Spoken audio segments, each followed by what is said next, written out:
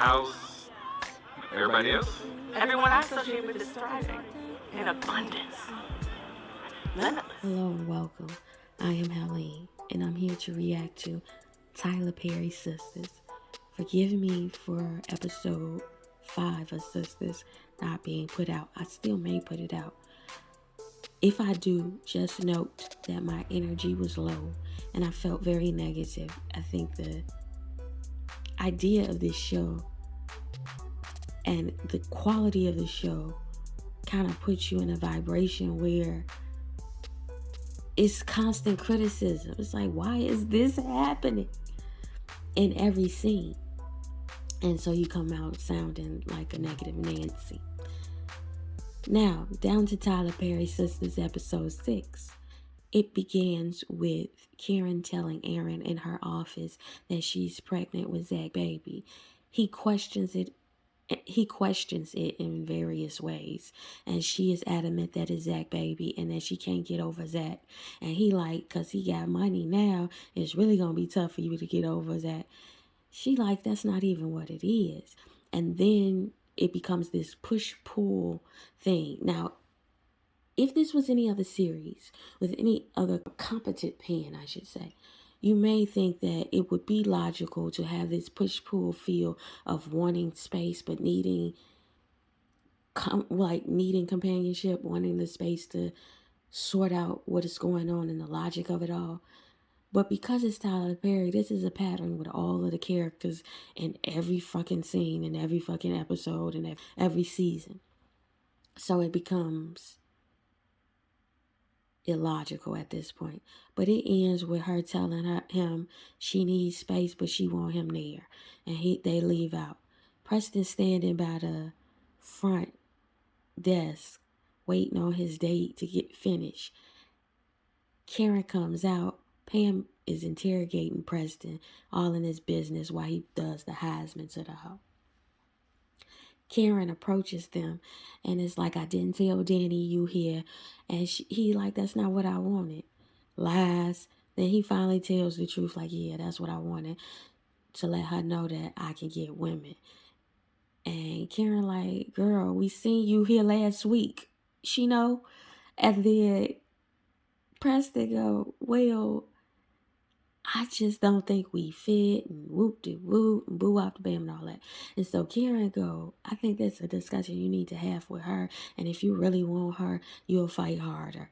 And they go to relieve the girl from the dryer after that. I just don't understand why Preston feels the need to have this conversation with Karen. Karen barely knew you exist. She didn't even know what you look like for real. For all she knew, this was some shit Danny was making up to have conversations with them. So now that you present, it's what are you expecting from Karen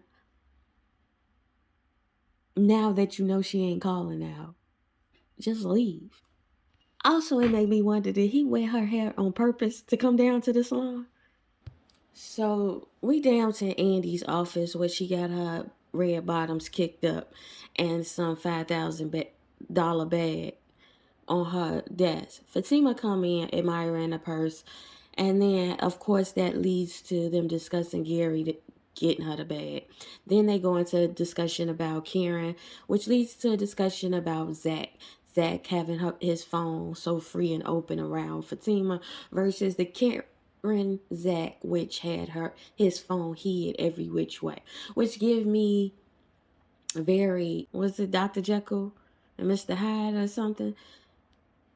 If you're going to write the character being a whole new person, what is the progression to this? What was the steps? Because this seems magical.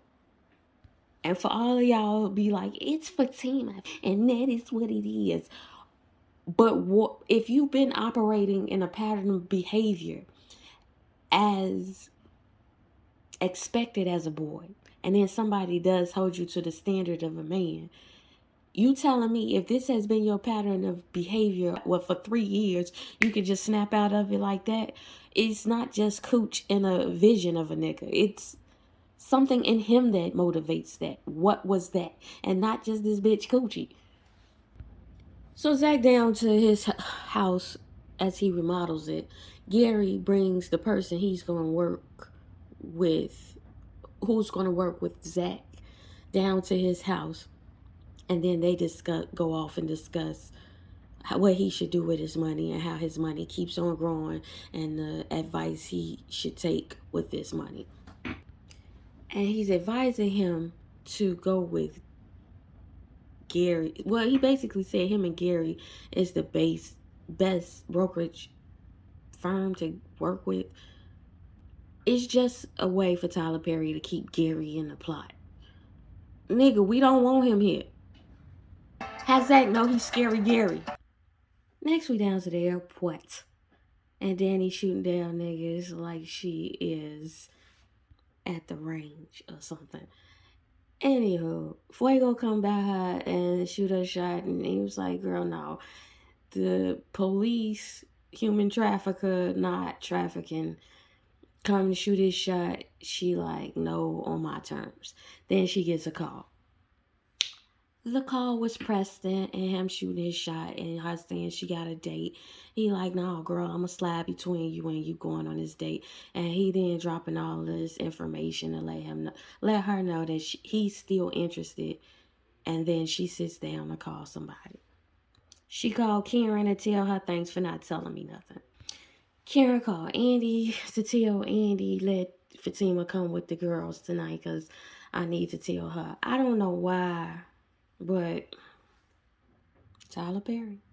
So they made a whole scene about Andi calling three-way in Sabrina and Danny to tell them that Karen eggs for Fatima to come to what we know that they supposed to had been to 3 episodes ago. That scene ends with Andi and Fatima having a discussion.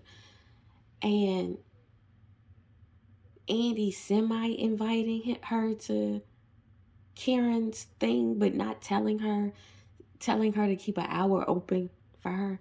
Calvin and Maurice down to the apartment. I can tell you, I don't have the slightest of cares to give you about this from the outset, but I'm going to try to muster something. I knew I wouldn't have a fuck to give. So this scene basically was Maurice trying to get Calvin to recount what happened down to the restaurant date with Sabrina, and he couldn't get it out of him. I've noticed that a lot of this show be one thing that happened, and then for a whole season, it'll be characters discussing that thing in different settings for different reasons. Well, not even for different reasons, just because that's the plot. At this point, this show is like nails on a chalkboard. It is so irritating. So we down to Danny apartment. Preston come in. They hemming and hawing. They finally get to the conversation at hand.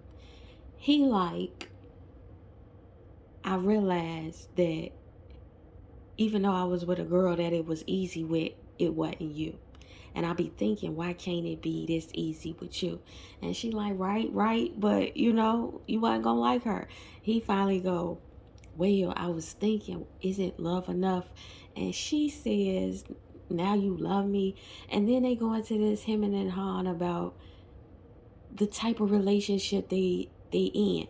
This is what is irritating. What is the purpose of this conversation? What is it going to amount to? What is the, if it's a lot he needs to learn about you and this and that, do it in the relationship. That's what the relationship is for. It's for learning. It's for discovering each other. That's the effect of relating.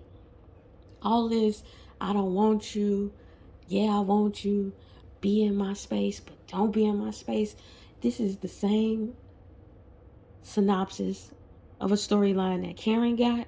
It's the same storyline that Andi got with both them niggas, London Bridges and Scary Gary. It is the same storyline that Sabrina got, but it's just different traits with the people, but it's the same story. I'm tired of it. Now Preston gonna boss up in the end and have some logic. We started off the season with Danny having logic, and then it depreciated and deteriorated rapidly. Now we at a point in the conversation where Preston like, girl, I understand. I asked you to take me by the hand and show me shit, and it ain't about you teaching me how to be a man. It's about you teaching me how to be in relationship with you. Duh. I don't get the. She said she a black woman with the weight of the world on her shoulder. Whoop whoop whoop whoop. Bam. See, girl, if you don't know me, you don't know that I'm blackity black before it was even a thing. The thing though about this is it's very conveniently timed when she used these excuses, and it diminishes the argument that could be had with that. He's not sophisticated enough to be writing these type of stories. Just keep it basic. Keep it ABC. Don't go here. Because the spaces you going into, you're not him to do it. Sorry, you guys. I had to fast forward. I didn't want to see no more, and my spirit couldn't take no more. I just felt myself get more and more agitated. But y'all let me know what happened in that scene. So we're down to Zach apartment. Well, not apartment. His house, as him and the hedge fund broker fix his house. Fatima comes in. He introduced her to the hedge fund broker. Find out that he works for Gary Borders. She put two and two together, which I'm confused because early in the episode, Zach referred to Gary as Scary Gary. So how he don't know who Gary is? Andi at work called Karen. Karen answered the phone, basically begging Andi to invite Fatima down to this girl get together. Then, just out of nowhere, erratically brings up the lawsuit that Gary's wife filed against her. Alienation of I don't get it. It just came out the blue, and I guess this was a way to address it haphazardly. I feel like he wastes a lot of time with the tertiary conversations that could be the action of it all. Scary Gary calls Andi as she is about to enter her apartment, and she gives him props for that creepy, icky surprise that the police pulled her over in a car expression that he did. And then he says, well, you want me to come up? She's like, nah. And then they hang up the phone because she has another call coming in. Andi comes into her apartment to an empty space with nobody in there. So apparently this is some plan, maybe by Gary, to surprise her with new furniture. I don't know. What's the purpose? What does these characters matter? What does this story even matter? What is it going to amount to? Ultimately, what's the shit I get off the pot of it all? What is the end? Anyway, Tyler Perry, I beg you get some more writers.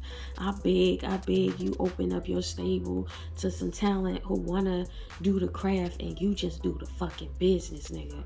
Get off the pen. And to the ethos, till the future I said so.